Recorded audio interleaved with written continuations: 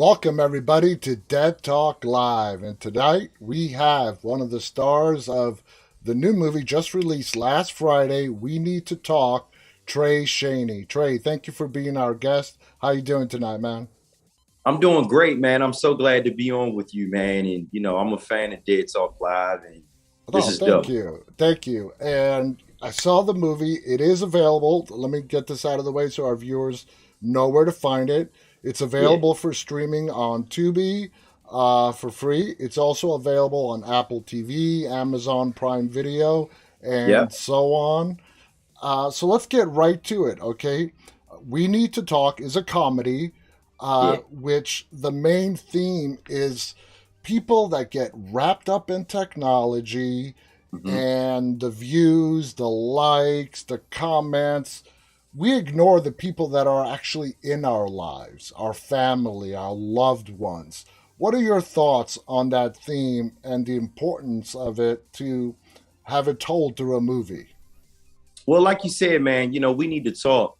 I really got to give a big special shout out to Todd Wolf, our amazing writer, director, producer, who really wrote this piece. And I fell in love with the script because just like you said, it takes place in Philadelphia, and James Maslow plays the famous YouTube video gamer Yeah. Great Scott. And he's the one that the movie is centered around as far as him being so wrapped up. He's famous and he's involved with this whole YouTube brand, the game, like you said, the likes, the comments, until he could neglect, the people who really love him, who's really in his life. Mm-hmm. And my character, I play Tango Unchained, a video gamer, and I'm sort of like the friend of Great Scott that tells it like it is. I'm like, look, if your woman told you she needed to talk and you was wrapped up into that computer or that video game and you let her slip away, she might be out in the streets with somebody else. So it's it's a rom-com, but the reason why I love this so much is because it has some heart. It It's does. really, it has drama parts in there where you could get emotional watching it. Like for instance, when everything's come crashing down on Scott and Mm-hmm. people start unsubscribing, and I feel like what you mentioned in the beginning, as far as the importance, we do as human beings have to have a balance when it comes to what we do in our careers versus our personal life Oh, with yeah. with our family, our loved ones, and our friends. So that's a huge part of why I wanted to become one of the actors in this film playing Tango Unchained, a part of this whole production, because that's the point. It's like, look, we got to learn that it's a time and a place for everything. We have to know how to separate whatever we need to separate from, like I said, our professional careers and our personal lives. Absolutely. And Wolf he really nailed it when he wrote the script and directed it. Let me give you an example. I have three teenagers. My Mhm. wife, who is, she's a doctor. She has a doctorate degree. She's a gamer as well, right? In fact, she's in Wow. the next room right now gaming. Okay. Wow. Now, what's funny is you mentioned you play Tango Unchained. That's your Mhm. gamer tag, right? Yeah. And living with a family that I have so many gamers, and these people that you interact with, you become a close knit group. They're your Yeah. friends, and Mhm. they refer to each other, even though they know each other's real names. They refer to each other by their gamer tags. I Yeah. mean, what do you think about that? I thought that was just nailed it right on the head. Well, yeah, the movie itself. Well, another thing that I loved about it, because I love the whole thing, it dived into that world Mm-hmm. of gamers. And this was a first time for me playing a gamer because I wasn't a gamer before I got casted. I have a 16-year-old son who's a gamer. Uh huh. So I had to learn a couple of pointers from him. And of course, Todd Wolf, the amazing director, writer, and producer, was on set with me the whole time, coaching me on certain games such as Call of Duty, Mortal Kombat, just different video games that he pictured that a person like Tango Unchained would like. And that's the whole point. Like you said, your wife is a gamer and they call each other by their handles, their Yeah. game name, whatever. And that's because they become so close knit. Mm-hmm. That's like a job when you work with certain employees for a number of years, and you kind of get to know them, and you kind of get to know their families, and you get to know what they're about, you know, and that's the connection, and that's the connection of the internet. That's the connection of social media and technology. You could connect with people who you've never met face to face, but y'all develop a relationship That's over really, time and it's really from strong. from this real strong, just from playing a video game. We got to talk about one of the people in the gaming group, and that's Spencer, the little boy. I believe that was his name, Spencer, played by Wesley.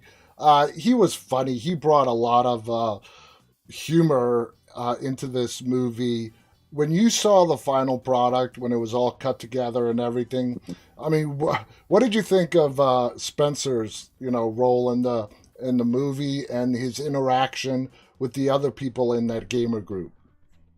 I think the young kid that I had dialogue with, Cal. Cal. Okay, I probably got Yeah, the name confused, so I'm sorry yeah, about that. Cal, and his real name is Devin, but this kid is an amazing actor. What I felt that Todd Wolf and all the producers and the people that edited, they put this together so well, because you would have thought that we were actually interacting Yeah. the whole time while we were on set. But I may have shot on a Monday.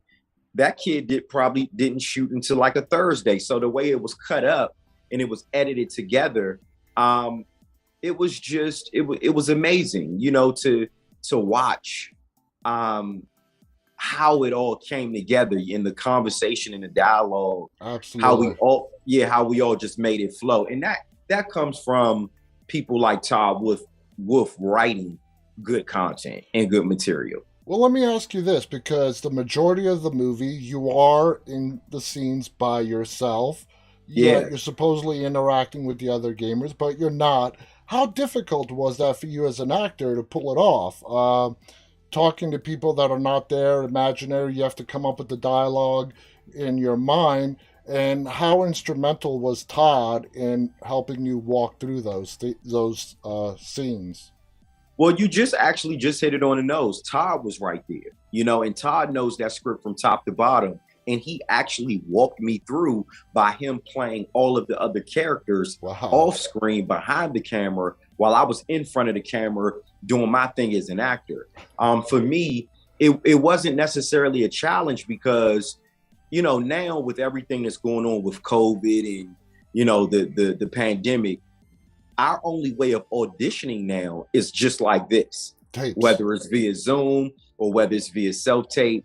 So it was almost like second nature to me. Like, okay, if I was able to adapt and adjust to how I do interviews, how I do self-tape auditions, then I can adjust to, if I'm in a film, if the cameras are here and here, and I'm looking at this TV, it was almost like I just had to, as an actor, I had to really adapt and adjust to, okay, in the front of me, this is a character, Exactly. even though it's a blank screen. Yeah. But then Todd was reciting the lines, Yeah. from the other characters. So when you heard my dialogue, you heard a certain pace, you heard a certain flow, Yeah. and it was just like, that's the power and the magic of editing and movie magic, man. Oh man, you were funny as hell. I mean, you were just Yeah, I funny. had fun. And your girlfriend, who you've never actually met face to face in Lady the fingers, movie yeah. before,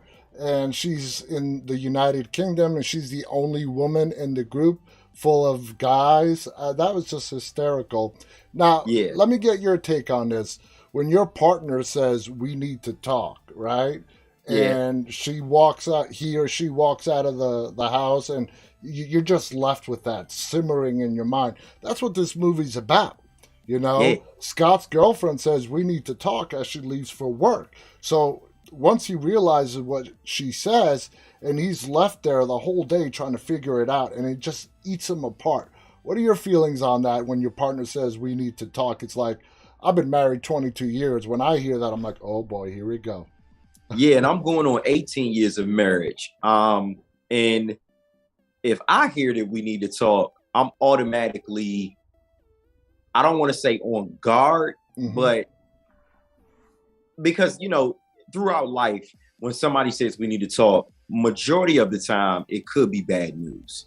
And it's going to be Sometimes, serious, yeah. yeah, it could be serious and I just brace myself, but at the same time, I take that very, I don't take that lightly. Like if my wife or my kids say, "Hey, we need to talk," yeah, let's get down to it now, because I don't want that to simmer in my brain like Scott did, and it basically practically drove him crazy. It did. And then when he finally got to the space of wanting to talk, he found out it really was nothing. Yeah. And it was just like, hey, I just wanted to talk about an apartment upstairs.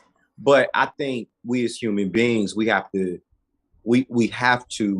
take that serious and take that 100% into consideration when somebody in our family or loved one or even a friend says, Absolutely. "Hey, we need to talk," because you gotta, with everything that's going on in the world today, you never know what people want to talk about. It's so much happening. That might be the chance for you to really show up and be there for somebody. Absolutely, I completely agree. When it comes to doing comedy, in this case with We Need to Talk and Todd, the director, did he give you any leeway on how to deliver some of your lines? I mean, you're a funny guy. Did he have full faith? I mean, or was he very strict and he's like, okay, the tone has to be this way, it has to be delivered this way? What was it like with Todd behind the camera? Well, since I've been knowing Todd for 10 years now. Wow. I've been knowing Todd for, I want to say between 10 and 12 years, because we met, in Philly on another film that I worked on called Streets. Meek Mill was the star of it. And Todd, he wrote Tango Unchained for me.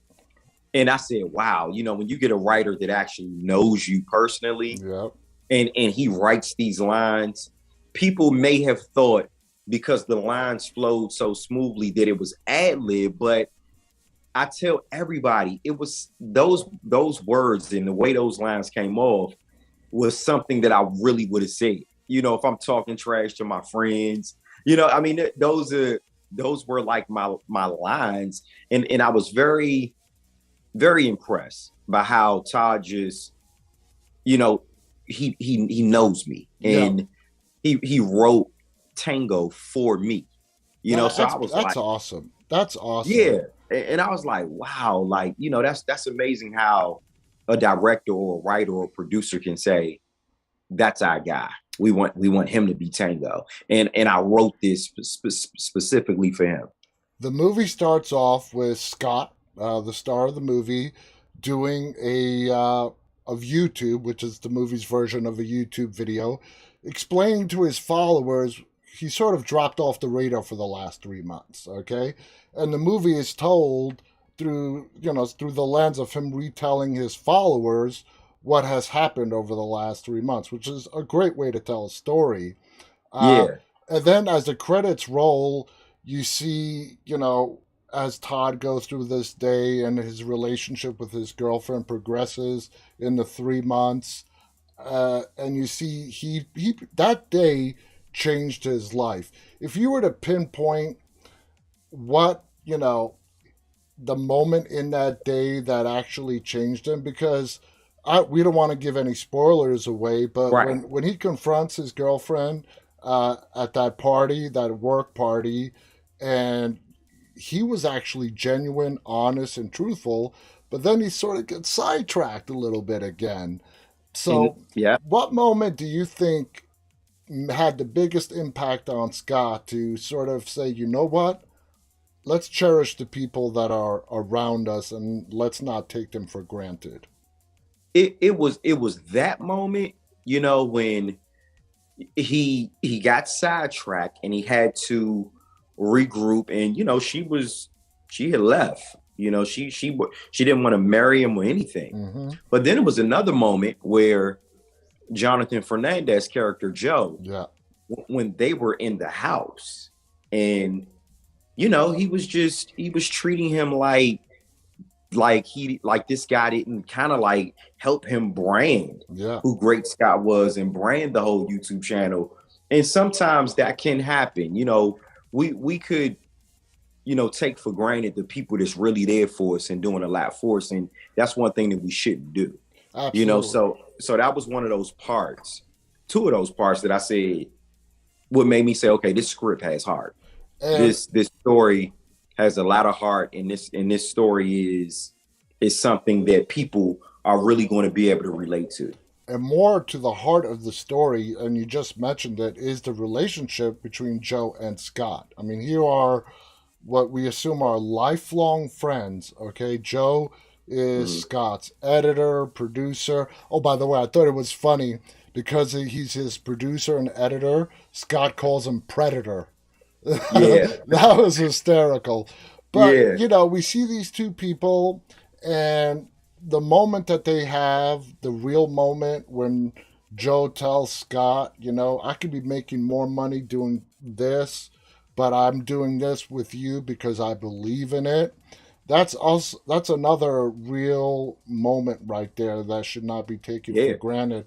When you were watching the film and you saw the interaction between the characters of Scott and Joe, what did you think of their relationship?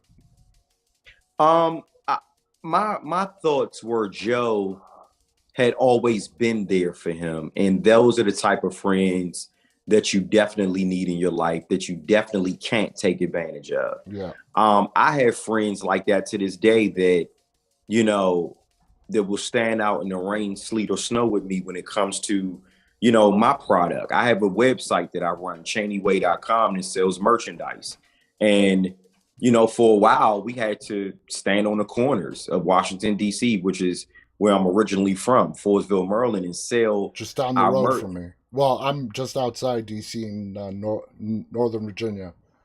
Oh, amazing! Yeah. Yeah, I'm from Forestville, originally from Washington D.C. I live in Atlanta now, but yeah, we when I had to rebrand myself and I had to actually sell merch out the trunk of my car, I had a friend, Torrance Hall, who reminded me of Joe, Yeah. and those are the type of people that you got to have around because those people they know you and Yeah. they know what you need and they know what can elevate and take your career to the next level. And I'm blessed to still have that relationship with my friend, just like Joe and Great Scott had their relationship. In the movie, Joe makes a very powerful statement to Scott about the number of followers that he has, which is over 3 million on his, YouTube channel. And then Joe says, how many people are following you on your personal page? Like 14, yeah, 414. yeah, And that was a very powerful statement because, a lot of the people that you meet, everyone's sort of in their own way trying to look for the hustle in a way. What can I get out of this relationship? And I think you nailed it right on the head. The people that will, be out there in the sleet rain for you when you really need them, those are the real people in your life. Those are the ones that are your true friends. So you nailed it right there, right on the head. yeah, Now let's talk in the little bit of time we have left. You're wearing that awesome hoodie, The Wire. yeah, You have done a lot of work in your career. Now you have had in television. You have had prominent roles on two series, The Wire, which was earlier in your career, and mhm, more recently, Saints and Sinners. Looking yeah. back, would you say The Wire was your big break that you needed in acting for everything that came after? Yeah, well, I was very fortunate to land The Wire, my first audition, first job as an actor out the gate. Wow. A lot of people don't even know that. I didn't know that. I my background consists of a hip hop artist, dance, music, and I was discovered at like 18 years old. I had been dancing and doing hip hop since I was 8 years old. And that was just my career. That was just what I was doing. My parents were very supportive, my uncle. And when I was discovered at 18 in DC at the Lincoln Theater, a woman by the name of Linda Townsend, she said, I don't represent hip hop artists or dancers, but I represent actors. And I just feel that you have a certain look about you. And I want, to submit you. You got headshots.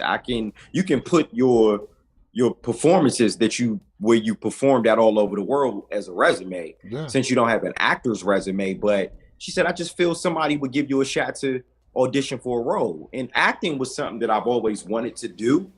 So, the first job she submitted me for was The Wire. That, Damn. that was my first, yeah. And, and I went in there and I read for Weebay. That was the first time I had read for Weebay. And I was always good at memorizing lines. I went in there with Pat Moran, who's an amazing friend of mine, and she she's one of the biggest casting directors in the world, not Yeah. just in Baltimore, but she cast for so much stuff. And I read for Weebay. I remember getting a call back, and then when I went and got the call back, meaning I didn't necessarily they wasn't saying I necessarily booked the role. A callback is when the directors, Yeah. writers, and producers want to see you. So I walk in there and David Simon is there. Wow. Nina Noble is there. And I'm like, I read again, and then I get a call 3 weeks later, October of 2001. And they said, you didn't land Weebay, but you booked the role of Malik Putkar. Mm-hmm. And I was only supposed to be in, I want to say, the first episode or first two episodes, end up being a recurring character for all 5 seasons that it was on. I think you have like well over 26, 28 episodes that you were in. Yeah, Maybe The more. Wire is one of the most critically acclaimed, groundbreaking television Oh, yeah. series of all time.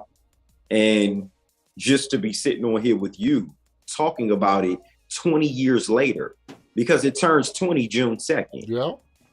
So, I'm thankful for that. And then after that, it was a break. It was a breaking period for me, breaking point, because I had a choice. Do I give up? Do I keep going? Because I wasn't really booking a whole bunch of roles after it ended. Mm-hmm. But what I did was I used The Wire as a stepping stone and started creating my own content and short films and music, and I got out in the streets and I sold my merch out the trunk of my car. And then that led to a call from George Pierre, who's a huge casting director out here in Atlanta. And he said, Trey, I got a role for you. It's this program on Bounce TV called Saints and Sinners. There you go. And now I'm in my 6th season of Saints and Sinners. I've been with the show since season 1. So it's things like that have just happened in my career. And one thing that I realized as an actor is even when the auditions are not coming, that's when an actor really needs to lock into self, study, read up on books, find out who's doing an acting class, even if it's for free or if you got to kick out a little money, it's worth it. And the point is just never give up, stay consistent in auditioning and just showing up and showing out and being confident and determined. And that's been my whole career. And make your own opportunities. Don't just sit by the phone and just wait for it to ring. Do what you did. Go out, make your own opportunities. Looking back, you were all into hip hop and got into acting. I'm sure that was a great decision looking back now.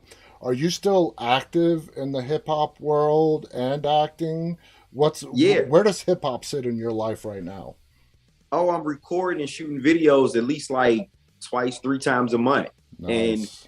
And my YouTube page is Dedicated Father Series YouTube page. Mm-hmm. I have over 25 videos on my YouTube page right now. Say that page again so everybody can catch it and go there. What is it? Yeah. My YouTube page that I want everybody to subscribe to is Dedicated Father Series YouTube page. Nice. And it has all Trey Chaney content on there.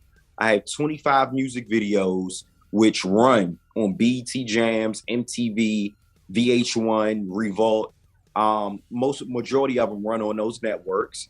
And then I have interviews with some of the biggest cast members from The Wire that I just do myself. And it's a whole bunch of Trey Chaney motivational, inspirational content. That's amazing. So I put all of my content on one page. You can go there and you'll love the page. It's super positive. And then you'll get a chance to vibe to the music and really, understand who Trey Chaney is as a person. That's awesome.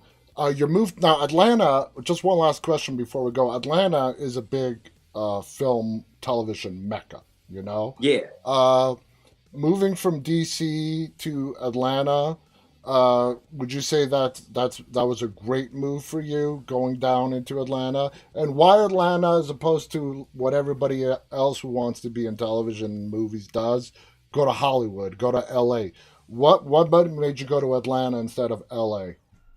Well, Atlanta is definitely the Hollywood mecca now. You Mm-hmm. know, everybody from LA is coming to Atlanta. Yeah. I mean, and over the years, that sort of had to happen. And you know, with the filming industry here, the tax credit Mm-hmm. on when you come here to film, and the living conditions were way better than what me, my wife, and my kids were paying in DC Oh for yeah. an apartment versus a brand new house built from the ground up. Yeah. Now I'm like, wow, I should have been in Atlanta, you know, because you get the bang for your buck here, you know, and you know, my son goes to an amazing school, and life in Atlanta is just, that was the move. I said, Yeah. and then, and another thing, I was shooting Saints and Sinners here since 2015, but me, my wife, and my son decided to just relocate in 2017 and just jump out there on faith. And man, now I'm looking at going on almost 5 years of living in another city, another state. Not too many family members here, but this is somewhere where they can come visit. And it was one of the best moves of my life. That's awesome. Where was The Wire filmed, out of curiosity? The Wire was filmed in Baltimore. Baltimore, damn. Just up the road, just up the road. Yeah. I want to thank Trey Chaney for coming on here, sharing his great stories. Again, the movie, which just came out a week ago today, is called We Need to Talk. Check it Mm-hmm. out. It's on Tubi for free with ads, but definitely worth it. Check it out. It's a hysterical movie. And a lot of people are going to watch this. And I think this is a movie that everybody can relate to. Do you agree with that? I agree. I definitely agree. You're gonna love it. Absolutely. Again, thank you to our guest, Trey Chaney. The movie is We Need to Talk. Thank you to our audience, those who are tuning in live and those who will watch this later on. On behalf Yeah. of Trey and myself, stay safe and stay walking. Good night, everybody. Thank you.